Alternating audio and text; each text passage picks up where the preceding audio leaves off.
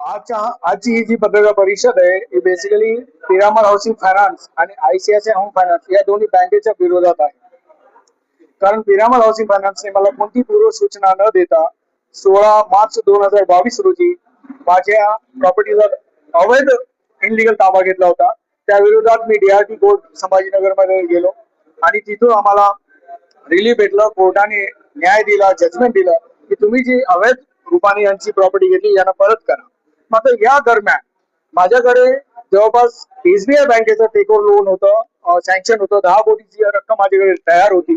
मी त्या माध्यमाने त्यांचे लोन क्लोज करू शकलो असतो. पुढच्या माझ्या व्यवसायामध्ये मी पुढं फार चांगलं कार्य करू शकलो असतो. कित्येक तरी टॅक्स आणि रोजगार मी निर्माण करू शकलो असतो. मात्र माझं हे नुकसान जवळपास 50 कोटीच्या घरात गेलेलं आहे. तर त्या नुकसान भरपाईसाठी मी पिरामल हाऊसिंग फायनान्सच्या विरोधात संभाजीनगर कोर्टामध्ये दाद मागत आहे, न्याय मागत आहे. त्यासाठी आजची ही पत्रकार परिषद आहे. याचबरोबर बँकेची ही मनमानी म्हणजे प्रत्येक ठिकाणी चालू असते. आपण कधी त्याच्याकडे लक्ष देत नाही किंवा सेटल करण्याचा प्रयत्न करत असतो. आपसामध्ये समजुतीने त्याचं प्रॉब्लेम सोल्युशन करायचा प्रयत्न करत असतो. मात्र त्यांची मनमानी कुठे ना कुठे हायलाईट होणं, अंडरलाईन होणं फार गरजेचं आहे. त्यामुळे आयसीआयसीआय होम फायनान्स आणि एडवाइज रिकन्स्ट्रक्शन यांनी देखील माझे 2 प्रॉपर्टीज आहेत जे मी सेल केले. त्याच्यामध्ये मी कर्जदार नाहीये, मी सेलर आहे. त्या ज्या बॉरोवरनी त्यांच्याकडून लोन घेतलं त्याचा अर्धाच पैसा माझ्याकडे आलेला आहे, अर्धा पैसा आला नाही.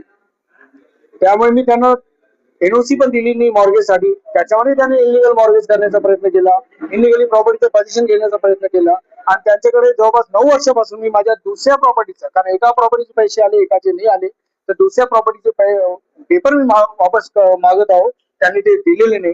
तर त्याच्या विरोधात माझी जवळपास 5 कोटीची रिकव्हरी आहे. तर ती रिकव्हरी मी त्यांच्या विरोधात न्यायालयाच्या माध्यमाने न्याय मागून घेत आहे. या संदर्भात पोलीस आयुक्तांची काही भेट घेतली का? मी या संदर्भात पोलीस आयुक्तांना ऍप्लिकेशन दिलेलं आहे. त्यांनी कन्सर्न पोलीस स्टेशनला त्याला वर्ग केला आहे आणि ते एकूण मला चांगला रिस्पॉन्स आलेला आहे. त्यांनी सांगितलं की ह्याच्यामध्ये बरेचसे मेरिट्स आम्हाला दिसत आहेत आणि क्रिमिनल ऍक्टिव्हिटी पण आहे, चिटिंग आहे, फ्रॉड आहे, ट्रेस वॉशिंग आहे. तेव्हा त्या अनुषंगाने आम्ही याच्यावर केस करण्याचा, FIR करण्याचा विचार करत आहोत. पोलीस स्टेशन मध्ये FIR झाला या संदर्भात? नाही, अजून झालेलं नाही. ते त्याच्यावर काम करत आहे.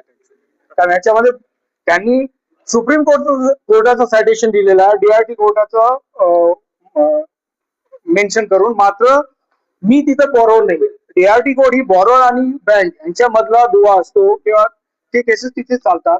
I am not a borrower there. तर त्यामुळे मला ते ज्युरिस्डिक्शन नाहीये. तर शेवटी हे सगळे सायटेशन कोर्टाचे जे काही प्रोसिजर आहे ते सगळे स्टडी करून ते त्याच्यावर ऍक्शन घेणार.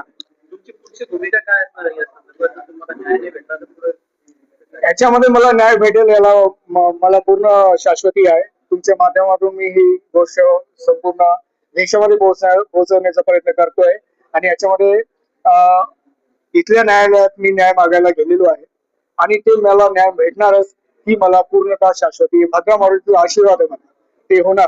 तरी मालमत्ता कुठं आहे?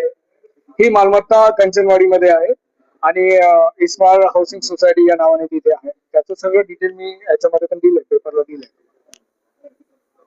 जे प्रायव्हेट फायनान्स वाले